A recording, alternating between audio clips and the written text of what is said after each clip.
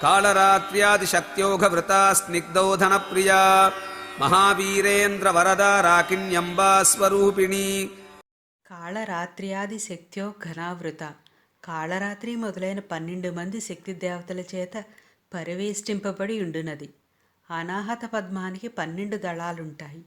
ఈ 12 దళాలలోనూ వరుసగా క కారం నుండి ఠ కారం దాకా ఉండే 12 అక్షరాలతో ప్రారంభమయ్యే పేర్లు కలిగిన 12 శక్తి దేవతలు ఉంటారు. పద్మం మధ్యలో ఉండే కర్ణిక వద్ద అధిష్టాన దేవత ఉంటుంది.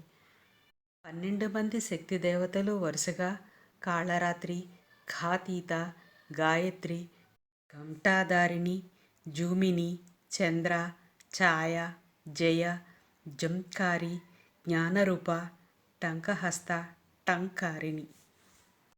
స్నిగ్ధోదన ప్రియ, నేతితో తడిపిన అన్నములో ప్రీతి కలది. స్నిగ్ధ అనగా చమురుతో తడిపిన, ఓదన అనగా అన్నమునందు, ప్రియ అనగా ప్రీతి కలిగినది. చమురు అంటే నెయ్యి అని అర్థం గ్రహిస్తే ఈ చక్రాధిష్టాన దేవతకు నెయ్యి కలిపిన అన్నం ఇష్టమని ఈ నామం సూచిస్తుంది.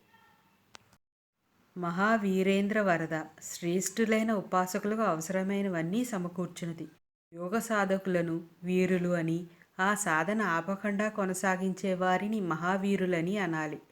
ఈ మహావీరులలో చివరిదాకా నిలబడి లక్ష్యాన్ని సాధించిన వారిని మహావీరేంద్రులు అనాలి. ఇలాంటి మహావీరేంద్రులకు కావలసినవన్నీ అమ్మవారు వాళ్ళేమీ కోరకుండానే సమకూరుస్తుంది. రాకిణ్యాంబా స్వరూపిణి, రాకిణీ దేవతా స్వరూపిణి.